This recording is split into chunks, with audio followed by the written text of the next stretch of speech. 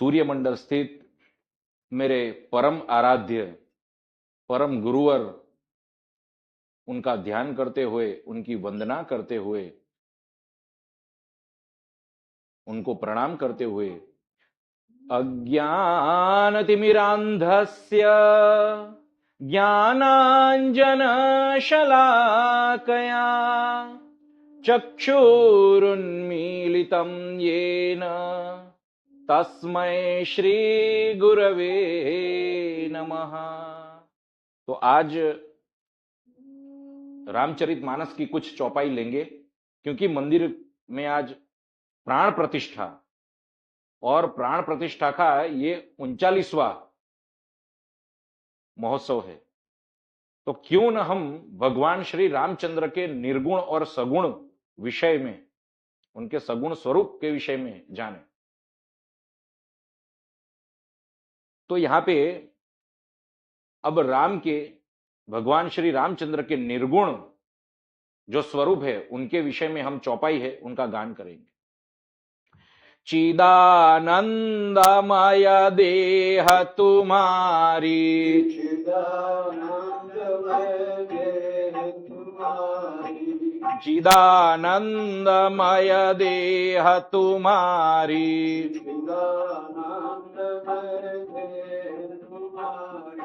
विगत विकार जान अधिकारी,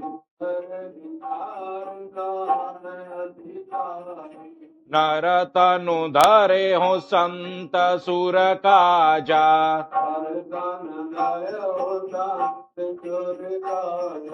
कहो करहु जस प्राकृत राजा।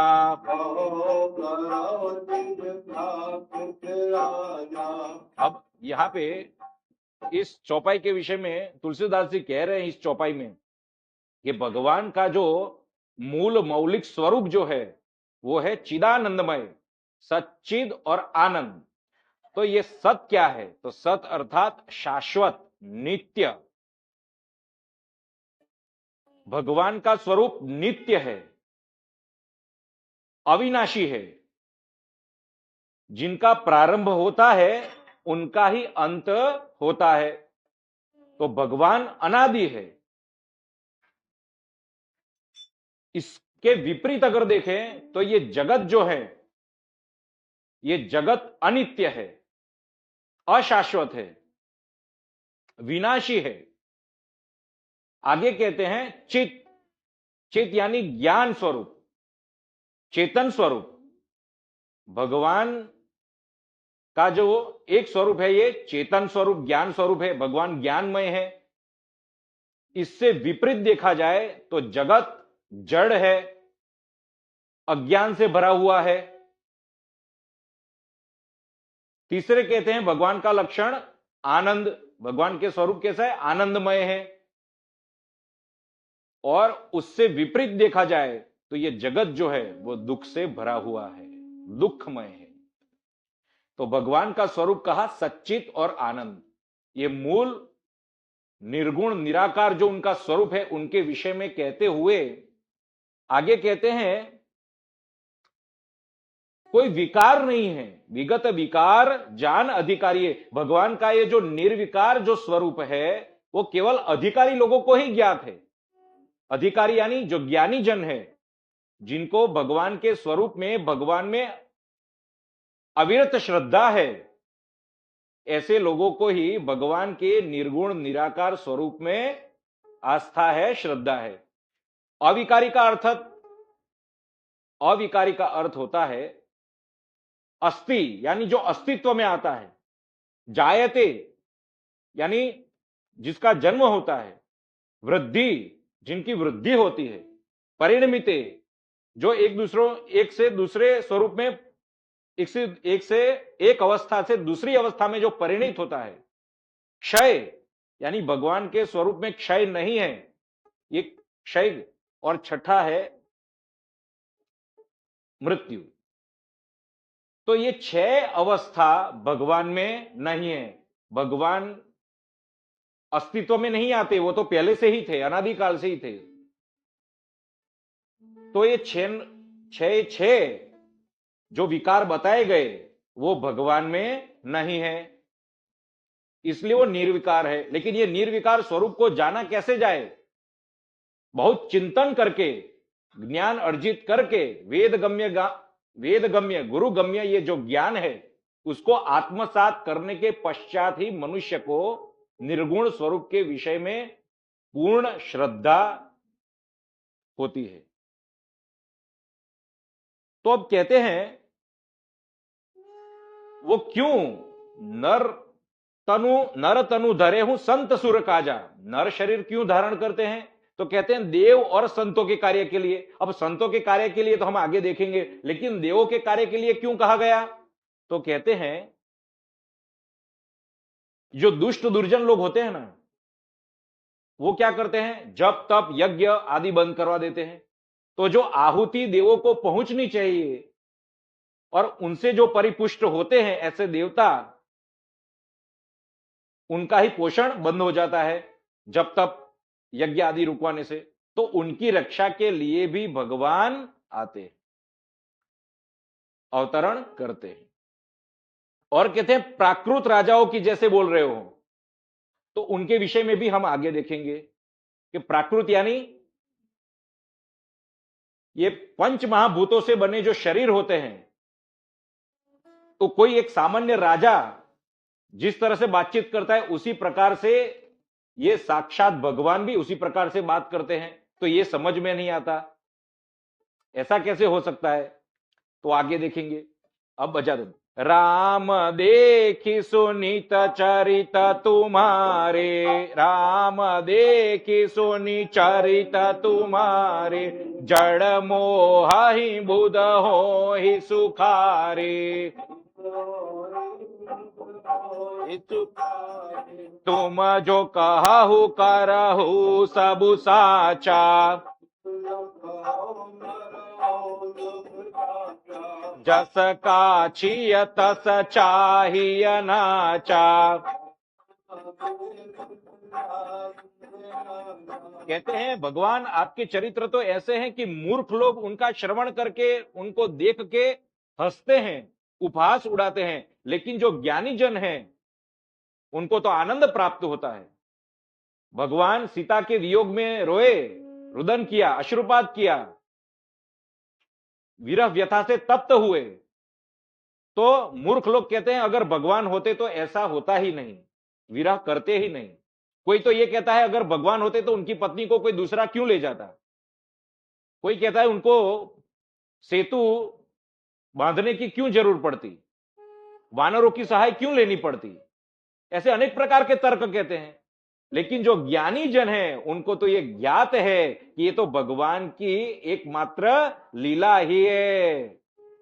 भगवान यहां पे उनके जो भक्त है उनका मनोरंजन करने के लिए, उनको ज्ञान प्रदान करने के लिए लीला के माध्यम से अपने स्वरूप, वो चाहे निर्गुण निराकार हो या सगुण साकार हो, उनके विषय में बताने के लिए, और मूल उद्देश्य भक्ति के माध्यम से भक्ति का प्रचार करते हुए अपने चरणारविंद में, अपने चरण कमलों में आश्रय देने के लिए, और आश्रय के पश्चात उनकी सद्गति हो, उनके लिए ये सब लीला करते हैं।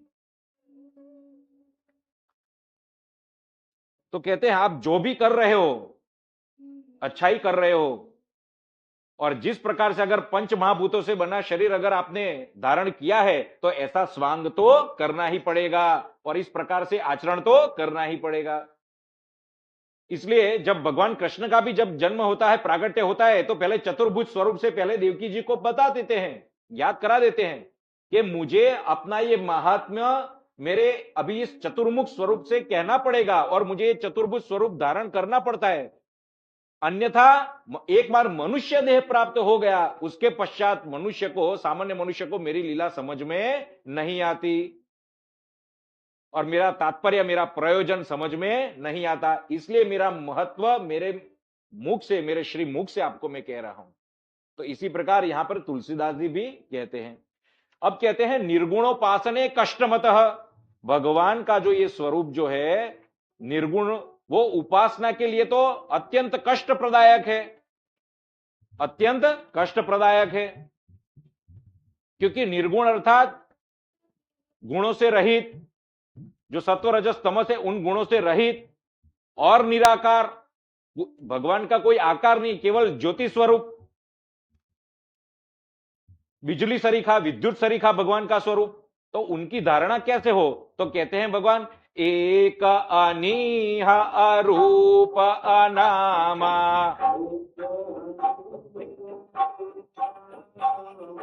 अज सच्चिदानंद परधामा,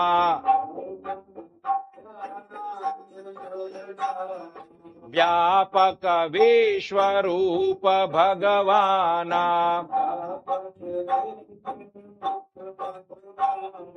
तेहि धरि देह चरित कृत नाना।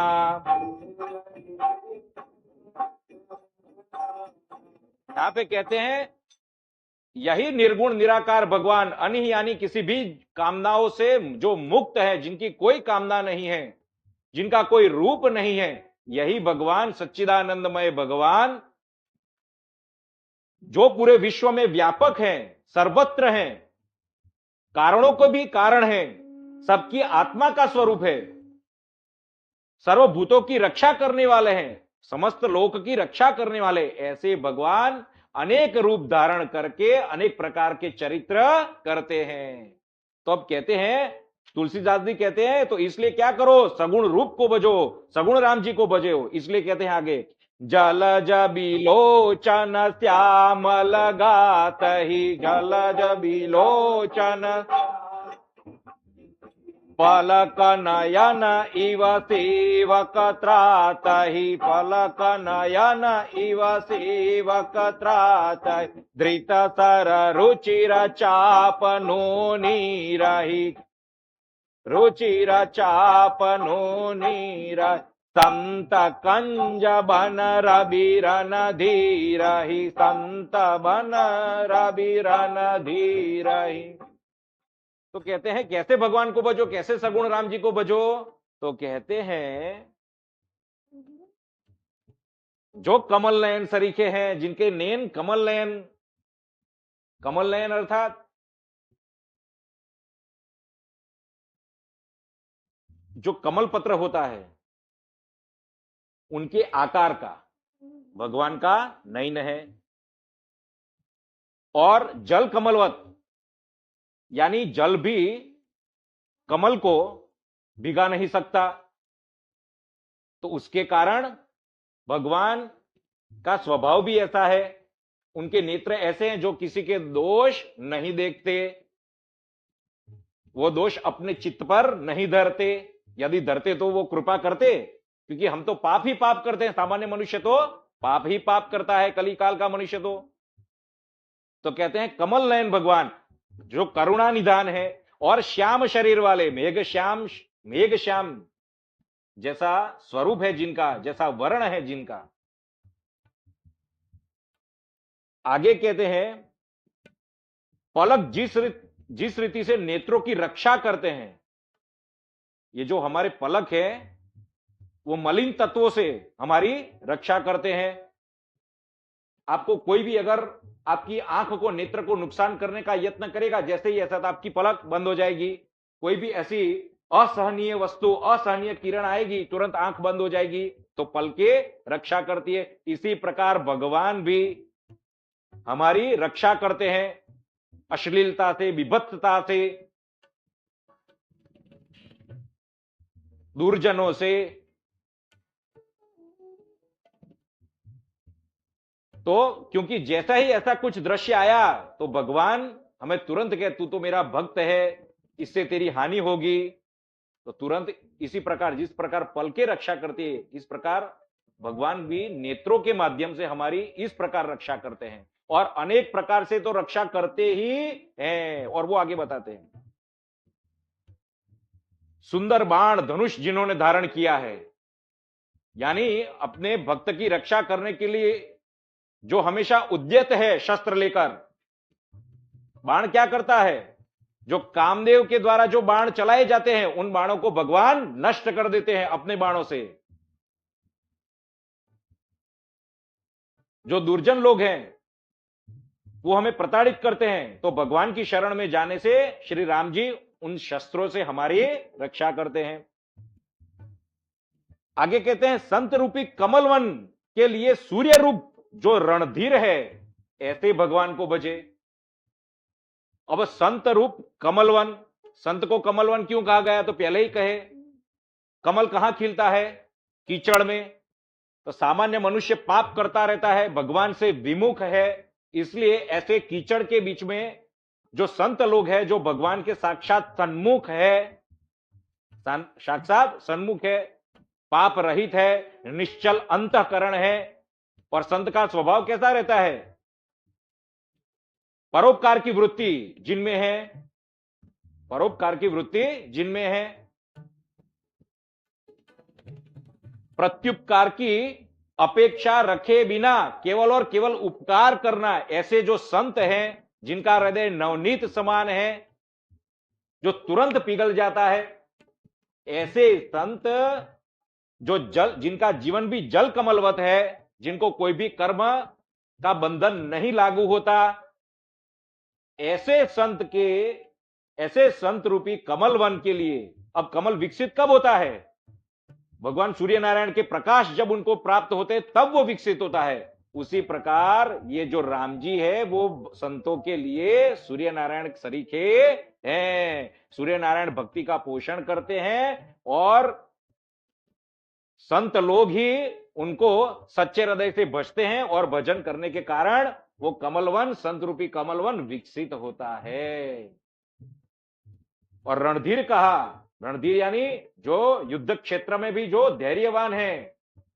तो सूर्य नारायण तीनों षड ऋतु, जितनी भी ऋतु आती है सभी ऋतु में तपते हैं और ये सृष्टि का पालन पोषण करते हैं। उसी प्रकार राम जी भी किसी भी परिस्थिति में अपने भगवान, अपने भक्त की, संतों की रक्षा के लिए तत्पर है, धैर्यवान है। और आपने देखा उनके जीवन काल में कितनी कसौटी हुई, कितनी परीक्षा हुई, लेकिन सभी परीक्षा में वो उत्तीर्ण हुए और संतों की रक्षा करते ही गए। केवल अपना निज स्वार्थ नहीं देखा, सीता को वापस लानी, केवल सीता को वापस लाना वो नहीं, संतों की भी रक्षा की, भक्तों की भी रक्षा की। आगे कहते हैं काल कराल ब्याल खगराजहि जय राम नमत राम अकाम ममता जहि लोभ मोह मृग जुथ की रात ही श्री राम मनसी जकरि हरि जन सुख दात ही श्री राम। यहां पे कहते हैं काल रूप सर्प से हमारी रक्षा करने वाले उस काल रूप सर्प को भगवान गरुड़ स्वरूप में उनका भक्षण कर देते हैं। अर्थात अब सर्प क्यों कहा गया यहां पे काल को, तो जो सर्प होता है उसकी गति कैसी होती है, जब मनुष्य के पास आता है तब ज्ञात भी नहीं होता। दूसरा, वो मृत्यु के समान है, मृत्यु के समान यानी जब वो अपने बिल में, अपने निवास स्थान में जब घुसता है, या फिर चूहे के निवास स्थान में जब घुसता है तब ज्ञात भी नहीं। उसकी गति कैसी होती है, पानी की तरह अंदर चला गया। तो ऐसा ही काल मनुष्य के जीवन पर्यंत कोई भी अवस्था में, कोई भी निमित्त बनाकर, कोई भी कारण बनाकर इस तरह प्रकट होता है कि मनुष्य उससे छूटता नहीं है, उसका ग्रास हो जाता है। तो ऐसे काल रूप सर्प से हमारी रक्षा करने वाले कौन है, तो कहे गरुड़ जी है। अब यहां पे गरुड़ जी क्यों कहा, सर्प को तो कोई और भी खा सकता है, लेकिन गरुड़ जी इसलिए, गरुड़ जी कितने भी दूर हो, इतनी दूर से वो काल को देख सकते हैं, लेकिन सर्प को देख सकते हैं, लेकिन मनुष्य के पास ही सर्प होता है, मनुष्य के पास ही का मृत्यु होती है, लेकिन वो मृत्यु को नहीं देख सकता, समीप होती है फिर भी, लेकिन गरुड़ जी देख लेते हैं। गरुड़ स्वरूप भगवान उस काल से हमारी रक्षा करते हैं। और आगे कहते हैं निष्काम भाव से ही प्रणाम करने पर जो ममता का नाश कर देते हैं, निष्कपट भाव से कि हे भगवान मैं तेरा हूं, तो जो ममता है वो क्या है? ममता यानी मेरा। तो मेरा है वो कब तक रहेगा? जब अहंकार है तब। अहंता होती है तो ममता का कारण बनती है। तो जब मैं तेरा हूं, तेरा हूं, तेरा दास हूं, दासो हम, और फिर आगे जाते हैं तो फिर कहते हैं सोहम। जैसे हनुमान जी कहते हैं कि ये पंच महाभूतों के रूप से अगर देखा जाए तो मैं तेरा दास हूं, एक मनुष्य शरीर से मैं तेरा दास हूं। अंश की दृष्टि से देखा जाए तो ममैवांशो जीवलोके जीवभूत सनातन, मैं तेरा अंश हूं। लेकिन उस मौलिक स्वरूप की दृष्टि से देखा जाए, अध्यात्म तत्व की दृष्टि से देखा जाए, तत्वम असि, तो वो ही तत्व जो तू है वही मैं हूं, सोहम। तो एक बार दासोहम और सोहम, उस अवस्था दासोहम अवस्था में जब मनुष्य पहुंच जाता है सेवा कर करके, तब अहंकार विगलित होना प्रारंभ हो जाता है, और सोहम में तो अहंकार रहता ही नहीं है। तो एक बार निष्काम भाव से प्रणाम कर दिया तो प्रणत पाल कुटुंब रघुराई। भगवान राम जी कहते एक बार मुझे निष्काम भाव से प्रणाम कर देते हैं तो मैं उसके पूरे कुटुंब का भरण पोषण भी कर लेता हूं, उसका निर्वाह करता हूं। और आगे कहते हैं जो ये लोभ और मोह रूपी ये जो हरिण का जो समूह है, उनका भी किरात के रूप से, शिकारी के रूप से, बहिलिये के रूप से मैं उनका नाश करता हूं। क्यों हरिण कहा? क्योंकि हरिण जो है वो जल्दी एक दूसरे से आकर्षित हो जाते हैं। दूसरा, कस्तूरी मृग जो है वो विशेषतः अपनी ही नाभि में सुगंध आती रहती है, लेकिन बाहर खोजते हैं विषयों के लिए, विषय सुख के लिए बाहर कामना करते हैं। मनुष्य भी ऐसे विषय सुख के लिए बाहर कामना करते हैं। कस्तूरी है नाभि में, लेकिन उसकी जो सुगंध आ रही है वो सुगंध को बाहर देखता है मृग कि कहां से आ रही है, कहां से आ रही है। इसी प्रकार मनुष्य के भीतर मूल आनंद का स्तोत्र अपने हृदय में ही है, आत्मा स्वरूप में, लेकिन वहां पे न झांक कर, वहां पे न दृष्टि कर, बाहर ही विषयों में रमा रहता है। और मृग तृष्णा, पता है, ज्ञात है कि यहां पे अंदर मगरमच्छ छुपा हुआ है, फिर भी एक बार आक्रमण कर देने के पश्चात वो चला जाएगा, लेकिन तुरंत वापस आता है। ऐसी प्यास जो कभी भी नहीं बुझती है, ऐसी मृग तृष्णा। सामने देखता है जोखिम है, काल है साक्षात, फिर भी अपनी तृष्णा, अपनी प्यास को बुझाने के लिए जो तत्पर रहता है, ऐसे मृगों का हरण करने वाले भगवान है। आगे कहते हैं कामदेव रूपी हाथी।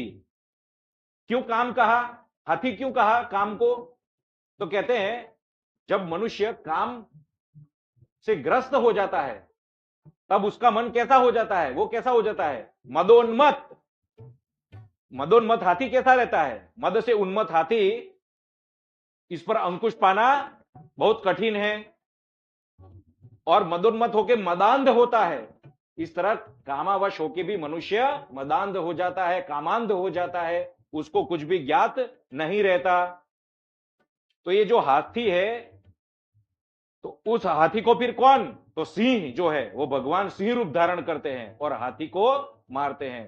तो भगवान नरसिंह स्वरूप जैसे धारण किया भगवान ने, श्री राम स्वरूप भी ऐसा है। कहते हैं एक आध्यात्मिक दृष्टि से कि जब जब काम का आवेग हो तब भगवान के धनुष बाण का ध्यान करना चाहिए। इससे ये जो काम रूपी बाण है ना, वो भस्म हो जाता है। तो इस प्रकार से अपने सेवकों को सुख प्रदान करने वाले राम जी को भजो। आगे कहते हैं, अभी है अपने पास, 2 चौपाई ले लेंगे। संशय शोक निबिड़ तम भानु ही राम जय राम, दानुज गहन धन दहन कृषानु ही, जनक सुता समित रघुबैरही, कसन बजहु भंजन भव भीरहि,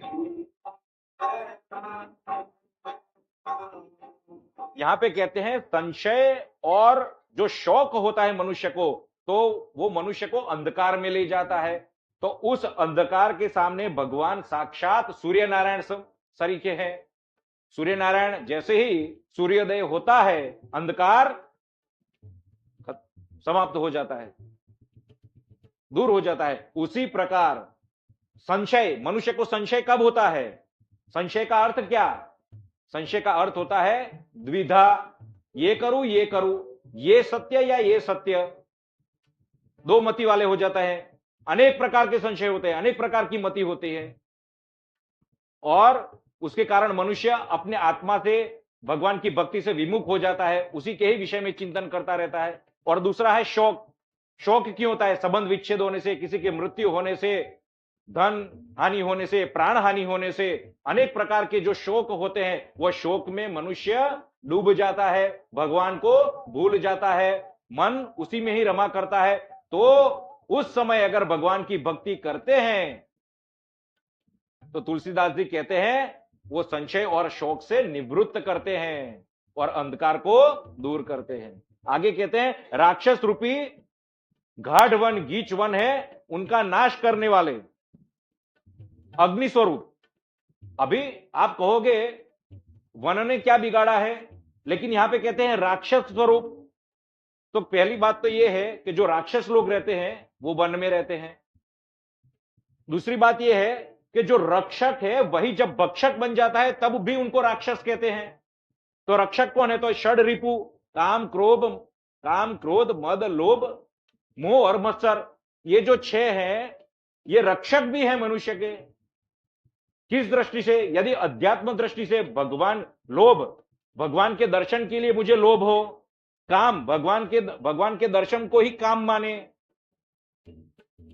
क्रोध, भगवान के दर्शन से, भगवान की भक्ति के बीच में जो भी आता है उससे क्रोध करके भगवान में ही जो रत रहे। तो ऐसे छह जो अंग है वो भगवान की भक्ति में बाधक नहीं है, साधक है।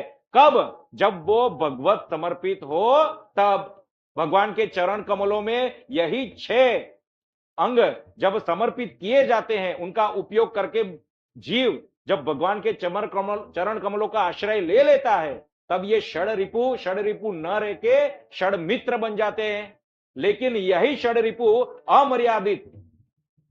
अमर्यादित और जिनकी दिशा भगवान से विमुख है तब होती है, तब यही मनुष्य का काल बनता है, उसका नाश का कारण बनता है, और तब मनुष्य राक्षस हो जाता है। तब ये राक्षस रूपी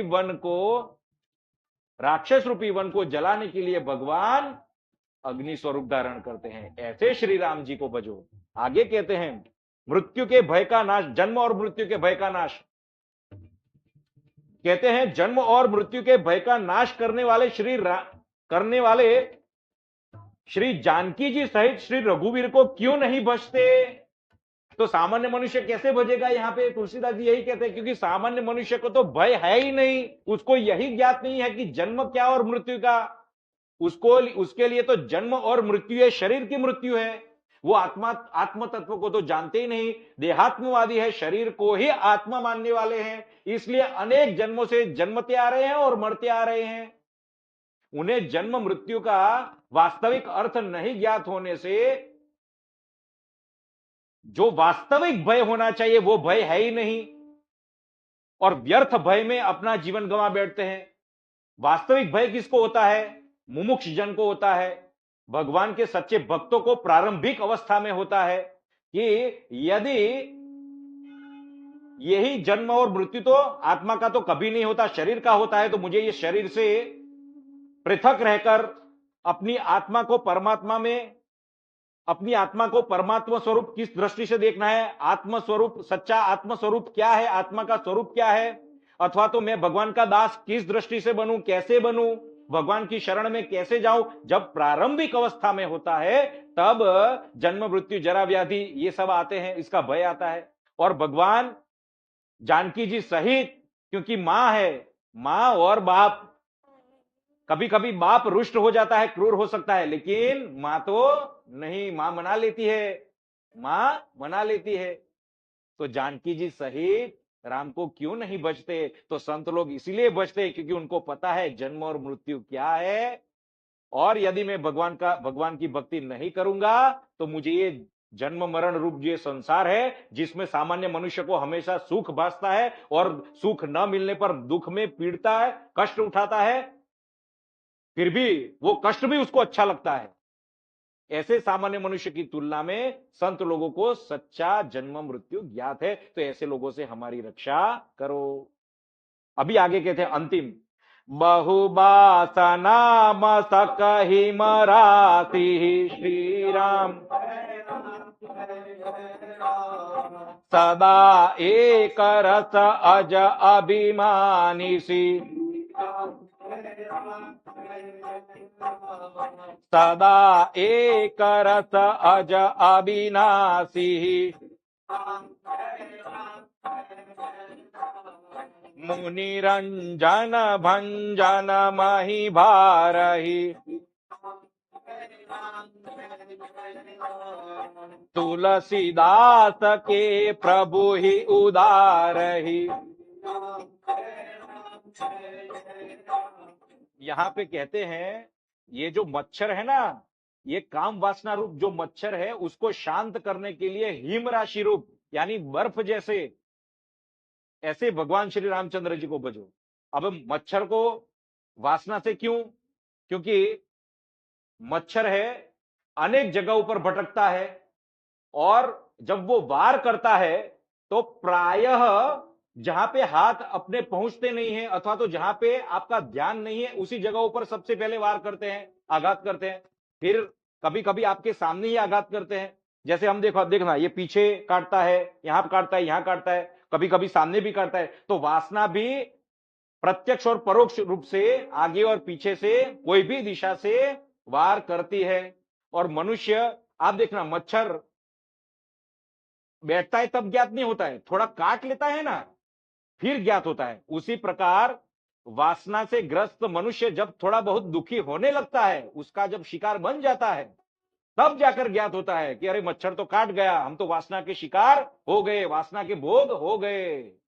और गुनगुन गुनगुन करता है रात को मच्छर, गुनगुन। उसी प्रकार वासनामय जो मन है मनुष्य का, वासना यानी केवल पत्नी स्त्री के प्रति वासना नहीं है, सभी क्षणभंगुर पदार्थों के प्रति किसी भी प्रकार की ऐषणा, लोकेशणा, वित्तेषणा, पुत्रेषणा, ऐषणा यानी वासना, इच्छा, अपनी कीर्ति की ऐषणा, तो ये सब ऐषणा जो है ये वासना है। उस वासना से ग्रसित जो मन है वो कभी भी शांति नहीं पाता। जैसे मच्छर गुनगुन गुन करने पर नींद नहीं आती, उसी प्रकार से वासनामय मन, वासनामय इंद्रिया कभी शांति नहीं देती, शांति प्रदान नहीं करती। तो ऐसे मच्छरों से भगवान हिम राशि रूप, बर्फ में मच्छर नहीं होता, ठंड में एक जो जहां एकदम